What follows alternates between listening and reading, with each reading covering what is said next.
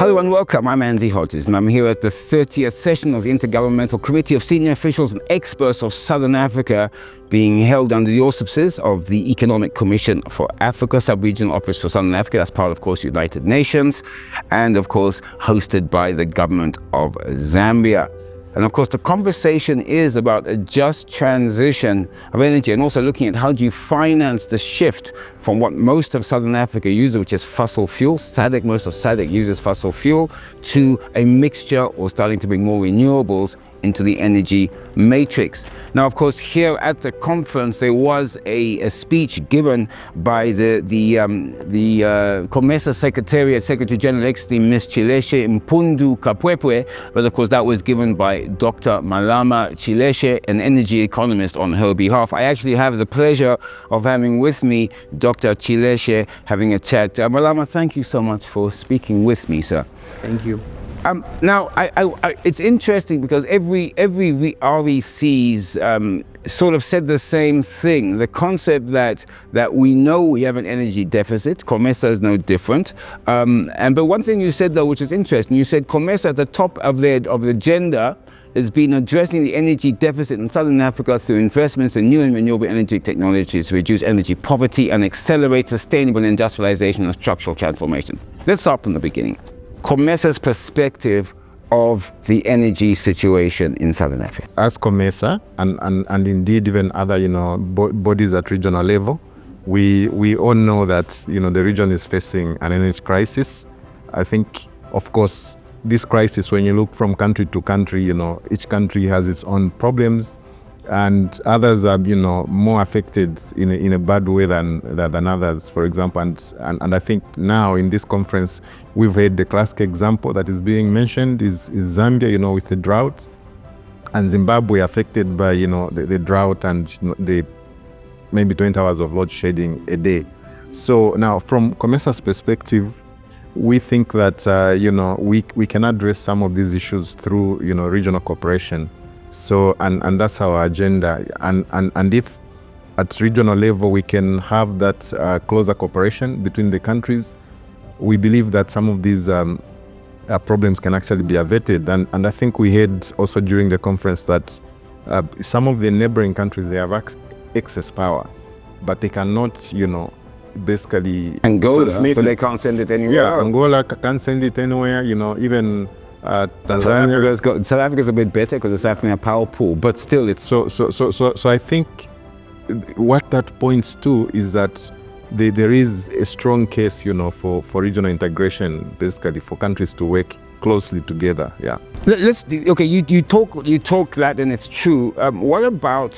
What about RECs working together, in the sense that COMESA having its own energy policy, SADC having its own, ECOWAS having, AU having its own?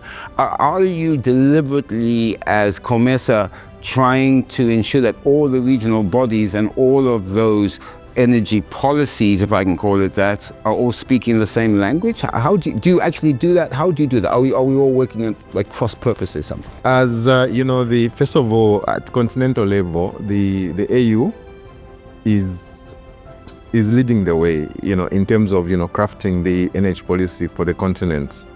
And from the AU's perspective, the regional economic communities are building blocks into what the AU is doing.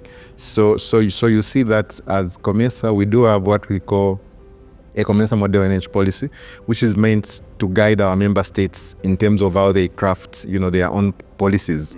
But that energy policy actually makes reference to what the AU is doing at continental level, just to make sure that we are aligned. But also there are other avenues, through which we do cooperate, and one of those avenues is through what we call tripartite meetings. So now tripartite consists of SADC, consists of COMESA, consists of the East African community.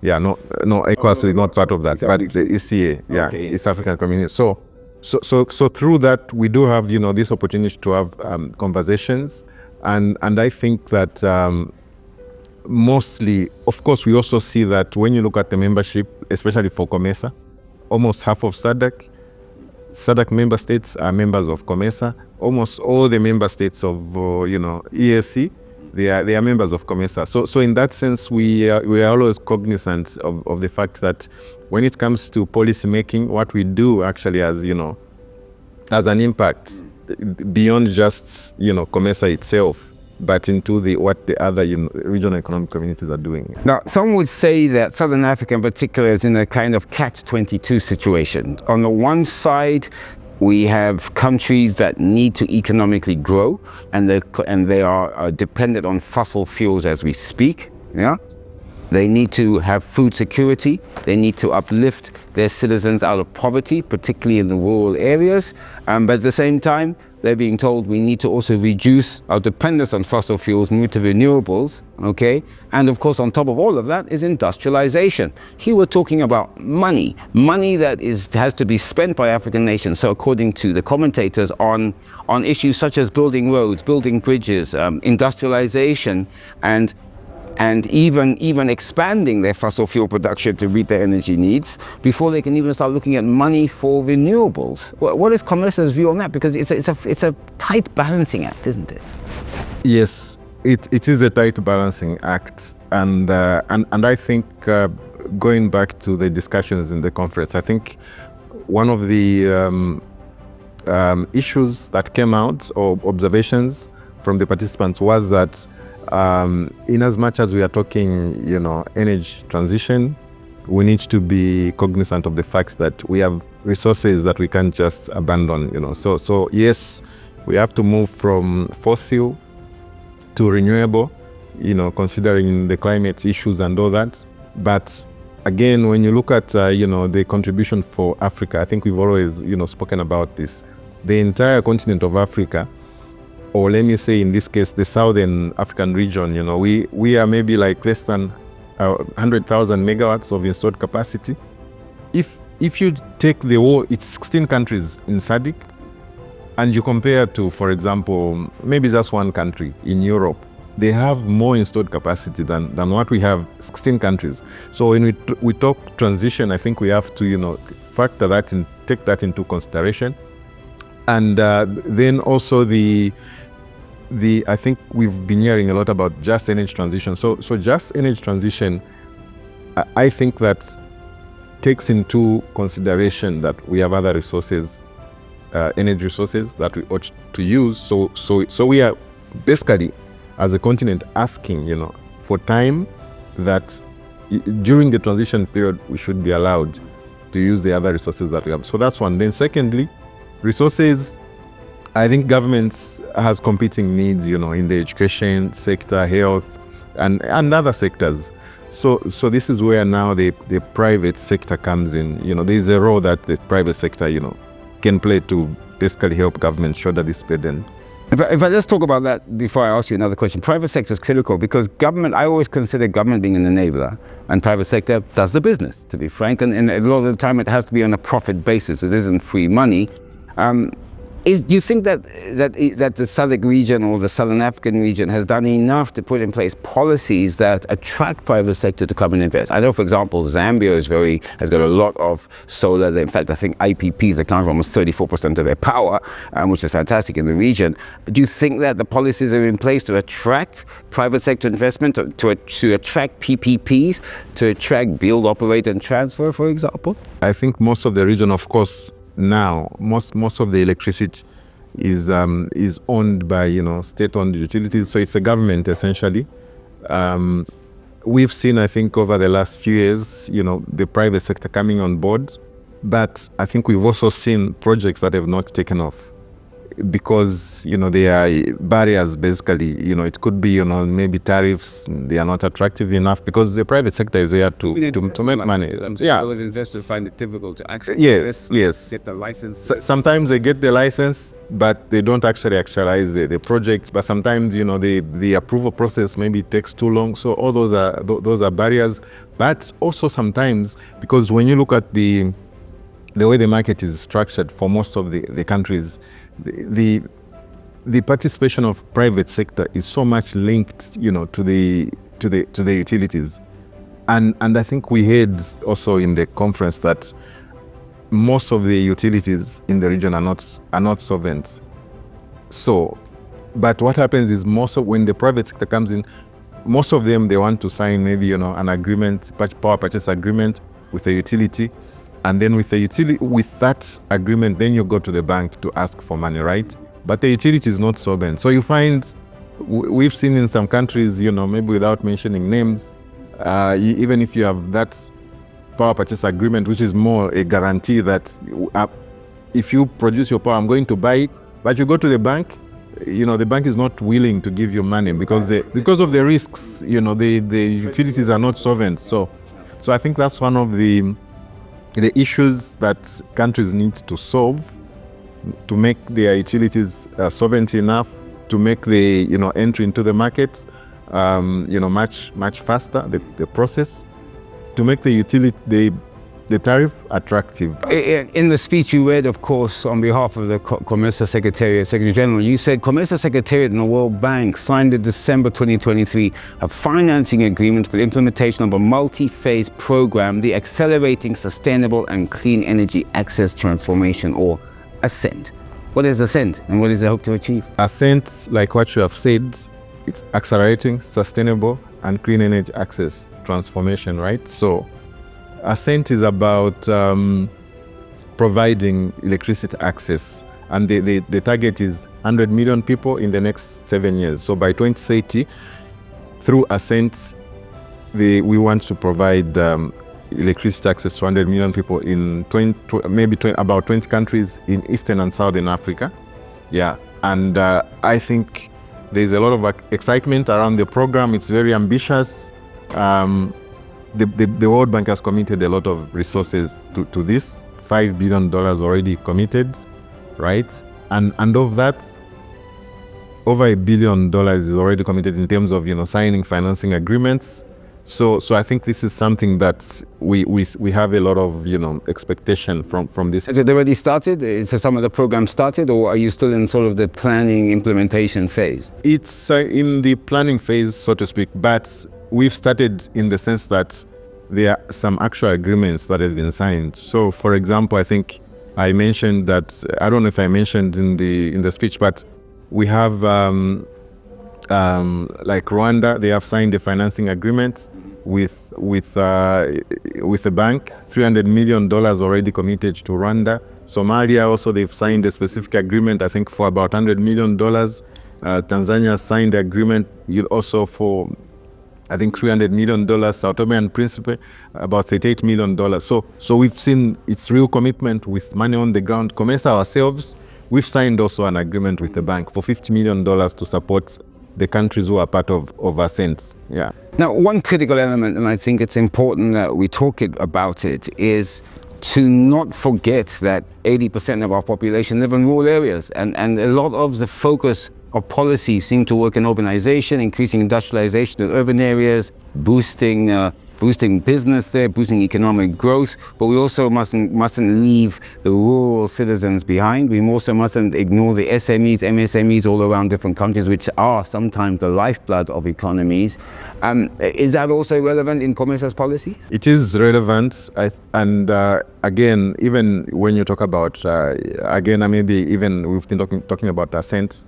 First of all, in ASCENT itself, that's something that is relevant, because when you ASCENT, we are talking both grid, we are talking off-grid, and anytime you start talking off-grid, mostly you are targeting the rural areas, So definitely, I think a large chunk of ASCENT resources will be channeled towards the rural areas, and I think that will have an impact, whether it's at household level, at business level. So definitely, we are thinking about. And if you can think the economic upliftment, because of course, without energy, you don't have an economy. Frankly, doesn't matter what mix it is, and also you can. But if you do have energy, you have access to internet, you have access to hospitals, schools, have better educational materials.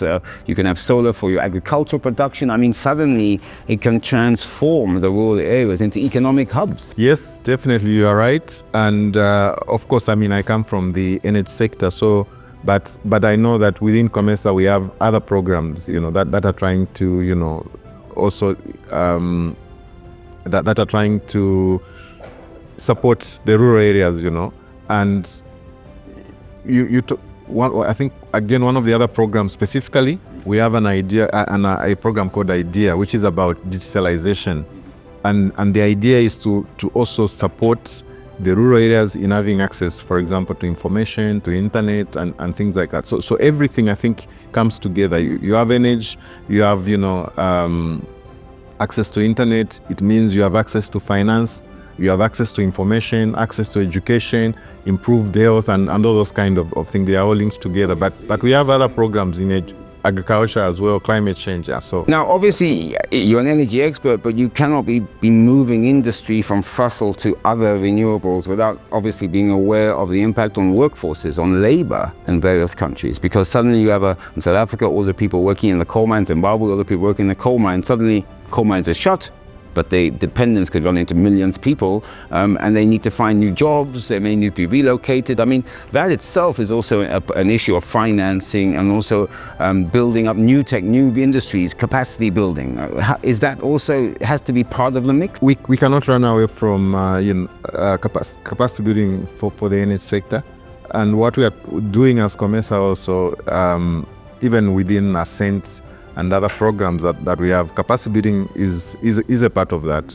So, but normally capacity building is on the need basis. So maybe countries, they have their own needs. They identify what their needs are, and within some of the programs that we are doing, if they come to us and ask us that they want to be supported, in a specific area in terms of capacity building, then we can support that. I mean, if you look at it as a theme, leveraging new energy resources for just energy transition in Southern Africa, financing climate action to just energy transition in Southern Africa.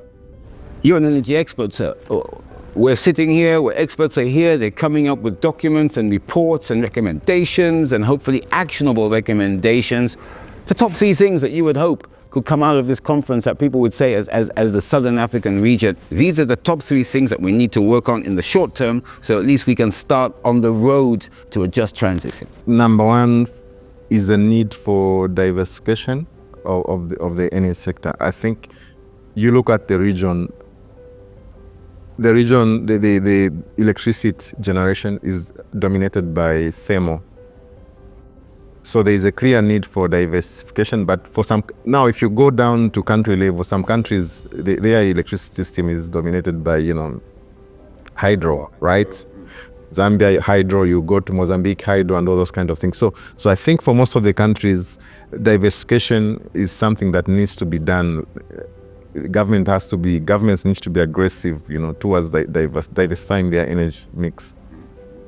Then, secondly, it's an issue of regional integration, the interconnections at regional level.